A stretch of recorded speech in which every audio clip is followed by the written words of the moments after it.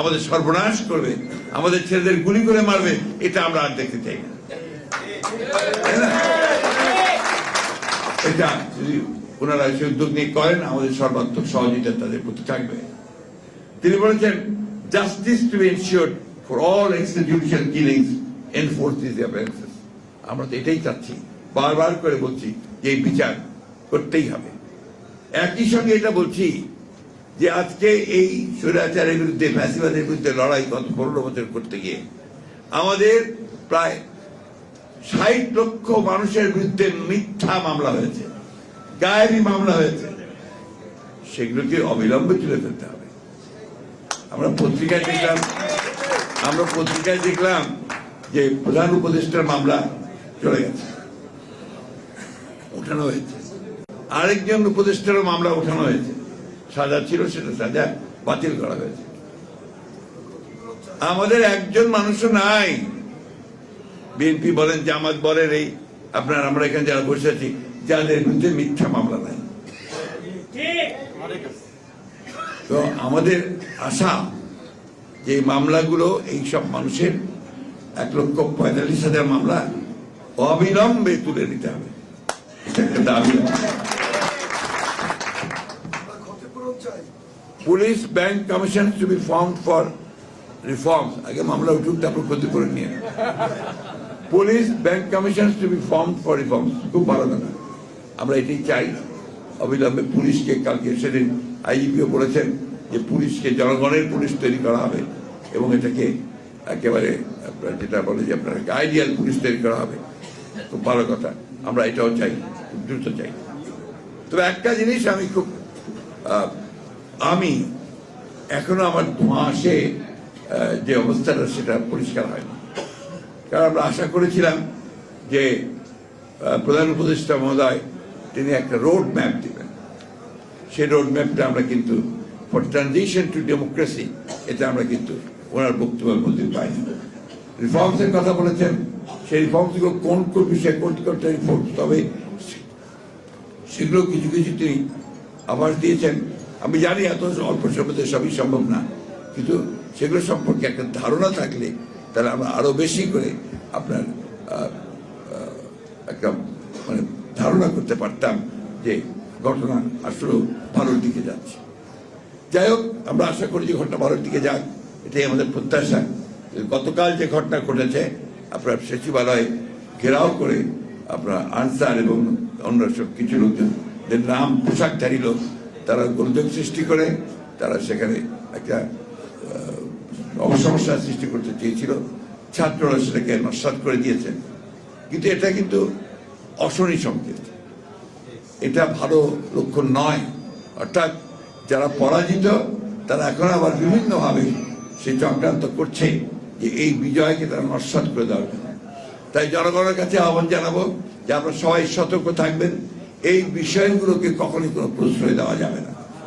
আর আমি দেশের বিভিন্ন সংগঠন, বিভিন্ন প্রতিষ্ঠান, যারা সমস্যা আছে সব জায়গাতেই, তাদের কাছে অনুরোধ করব যে যখন ফ্যাসিবাদ ছিল তখন তো ধারাবাহিক কথা চিন্তাও করতে পারতেন না, কথা বলার সুযোগ পেতেন না। এখন সুযোগ এসেছে, সময় দিন নতুন সরকারকে, তারা নিশ্চয়ই এই বিষয়গুলো দেখবে এবং সেইভাবে তারা কাজ করবে। কিন্তু এইভাবে ঘেরাও করে, সচিবালয়ে ঘেরাও করে, বাধ্য করে কোনো কিছু আদায় করার চেষ্টা এই মুহূর্তে করবেন না, জনগণ সেটাকে ভালো চোখে দেখবে না। আমি ছাত্র ভাইদের কাছে একটা কথা বলতে চাই। আমাদের এই বাংলাদেশের রাজনৈতিক ইতিহাসে সবসময় ছাত্ররাই সব পরিবর্তন করে নিয়ে এসেছে, সেই 52 সাল থেকে শুরু করে 24 সাল পর্যন্ত। এবং এই পরিবর্তনের যে মূল ধারাটা সেটা তারা সেট করে দিয়েছে। সেই জন্য বাংলাদেশের মানুষ সবসময় ছাত্রদেরকে আলাদা চোখে দেখে, তাদেরকে সম্মান করে, ভালোবাসে, তাদের প্রতি আস্থা তাদের সবসময় থাকে। একই সঙ্গে আমি একজন শিক্ষক হিসেবে আহ্বান জানাতে চাই আমাদের স্কুল কলেজ বিভিন্ন শিক্ষা প্রতিষ্ঠানের ছাত্রদেরকে যে অযথা বল প্রয়োগ করে এমন অবস্থা তৈরি করবেন না যে সেখানকার প্রশাসন নষ্ট হয়ে যায়। আমরা দেখলাম যে কিছু কিছু স্কুল কলেজে বাধ্য করছে রিজাইন করে শিক্ষকদেরকে চলে যাওয়া, প্রধান শিক্ষককে চলে যাওয়া। এটা তো আপনার ব্যবস্থা আছেই।